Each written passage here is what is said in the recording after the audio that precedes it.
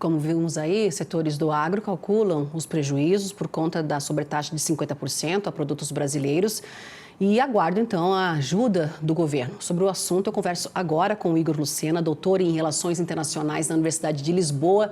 Boa tarde, muito bem-vindo, Igor. Muito boa tarde, é um prazer estar aqui com vocês. Prazer é todo nosso em tê-lo mais uma vez aqui.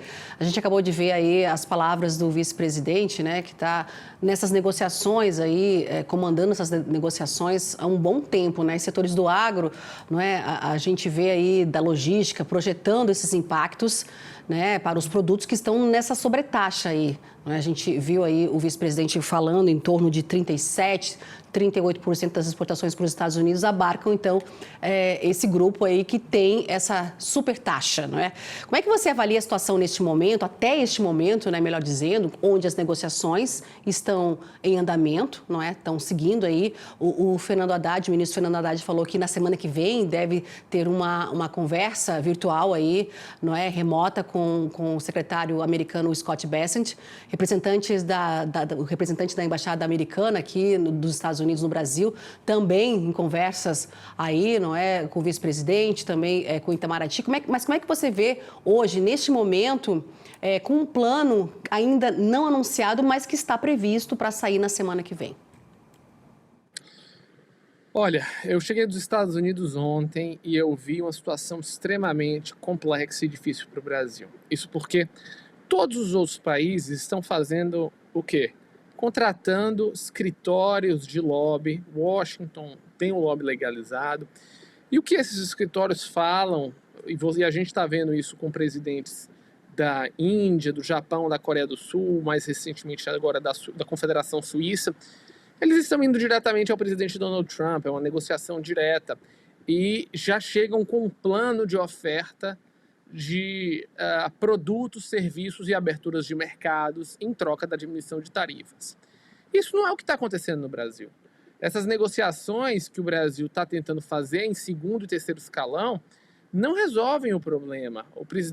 Se o presidente Lula não for abertamente ao presidente Donald Trump dizendo o que exatamente o que o presidente Trump quer. Ele quer abertura de mercados, onde aqui a gente paga 20%, 30% de importação de eletroeletrônicos, a gente tem importação de produtos americanos que chegam a 40% de tarifas, quando você junta o chamado imposto sobre imposto, que só existe no Brasil. As terras raras, os americanos têm total interesse nisso e mais nada disso está na mesa. Nós temos um país extremamente protecionista e que nós não estamos abrindo mão do protecionismo para negociar. E essa negociação só funcionará com o presidente Donald Trump. A lista de exceções que a gente assistiu saindo foi muito mais um trabalho de lobby direto das empresas com a Casa Branca do que do próprio presidente, do vice-presidente Alckmin, que, dadas as circunstâncias, tem a melhor interlocução que a gente pode assistir aqui. E não adianta a gente ficar achando que negociar em conjunto com os BRICS, que isso foi a última fala do governo, ou tentar negociar continuando fazendo críticas abertas aos Estados Unidos, isso só piora a situação. Os países dos BRICS eles não têm interesse em negociar conjuntamente, porque não é um bloco político, não é um bloco econômico. Então, para mim, a situação ainda é muito difícil. E eu não vejo grandes avanços. O que a gente está assistindo hoje no Brasil é empresas como a Gerdau, no Rio Grande do Sul, falando de demissão de 1.500 pessoas. No próprio Ceará, que o presidente Alckmin fala, já existe mais empresas de cera de carnaúba, de pescados, paralisando e demitindo pessoas. Então, acho que o Brasil, infelizmente, eu não tenho nenhuma...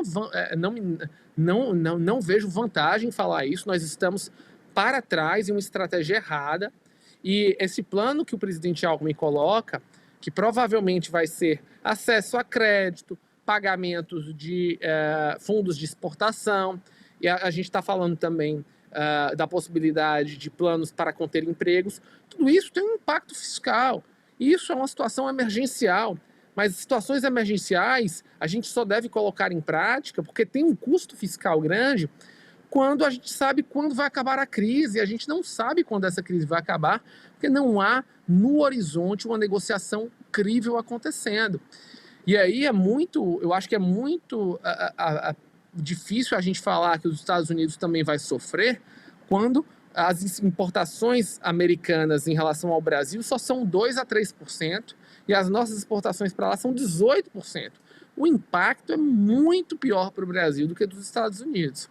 Então, na minha opinião, o Brasil talvez acerte em fazer essas políticas emergenciais, mas isso vai impactar o fiscal, isso vai ser muito negativo para o fiscal. Mas ou a gente altera e passa a entender, na visão do governo, soberania nacional, como defender empregos, indo conversar com o presidente Donald Trump diretamente, ou a gente vai estar fazendo uma visão jabuticaba.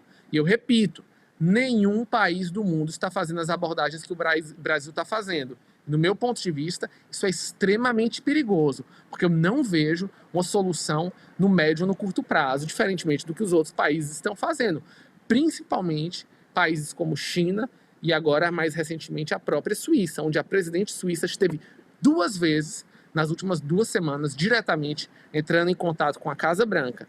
E o meu questionamento é, nós não estamos fazendo isso por uma questão política e ideológica. Se for isso que está acontecendo e que parece transparecer, o setor agro e toda a economia brasileira parece que fica em segundo plano em relação à visão política. E para mim isso é extremamente equivocado. Igor, diante do que você falou que essa estratégia é errada, né, adotada pelo Brasil, porque o presidente Lula ele vem falando, não é, que o Donald Trump não tem essa intenção, não é, de negociar com o Brasil. E o presidente fala, né, até ele colocou a intuição dele está dizendo que o Trump não quer ter essa conversa com o Brasil e que Lula falando que não iria se humilhar, não é? Se o Brasil não iria se humilhar, ou ele não iria se humilhar, mas nesse sentido da humilhação. Então, pelo que a gente está ouvindo do presidente nas últimas semanas, não teria, não é, esse interesse de pegar o telefone e conversar com Donald Trump diante dessa humilhação, segundo o presidente da República. E eu te pergunto, diante disso, pode agravar ainda mais, você citando aí em relação ao Brasil negociando com os parceiros do BRICS. Ontem a gente viu, demos a notícia aqui da conversa, né, do presidente Lula com o Narendra Modi, né, e uma conversa longa, extensa aí. Mas a Índia também tem essa taxação aí, se igualando ao Brasil, não é? Ganhou mais uma penalidade por conta dessa parceria, né, das compras, né, de petróleo russo. Isso pode chegar aqui para o Brasil, diante da dependência do Brasil pelos fertilizantes. A gente compra fertilizantes russos, a gente tem o petróleo também na mira. Nisso tudo, só para complementar, o Brasil pode, então, dando uma cartada ou nessas negociações, voltar a comprar o petróleo dos Estados Unidos para tentar colocar nessas negociações, aí, acalmar um pouco os ânimos, baixar a temperatura desse caldeirão? Tudo que os Estados Unidos querem é que países como o Brasil e a Índia comprem mais deles, invistam em suas empresas, façam investimentos lá nele. Então, eu vou tentar responder primeiro pelo fim, depois eu volto aí na questão da humilhação. Primeiro ponto, a tarifa em cima do presidente Narendra Modi da Índia em relação às compras da Ucrânia, ela pode sim chegar ao Brasil, porque nós compramos fertilizantes e dependemos desse fertilizante e óleo diesel dos russos.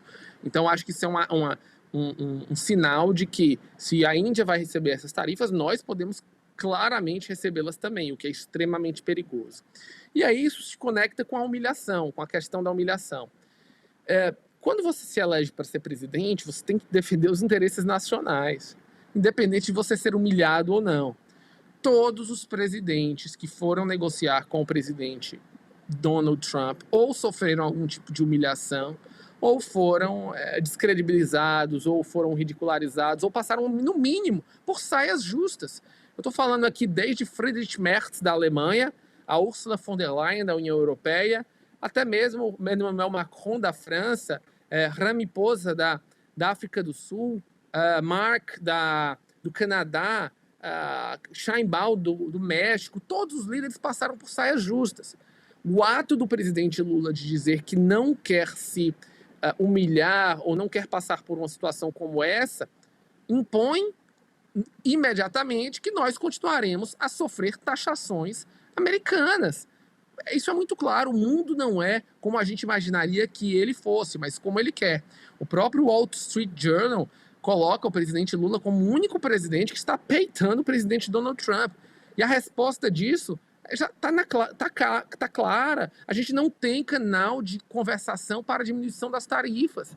As exceções que foram colocadas foram muito mais estratégicas do governo americano e de empresas que fizeram seus lobbies diretos do que do próprio governo brasileiro.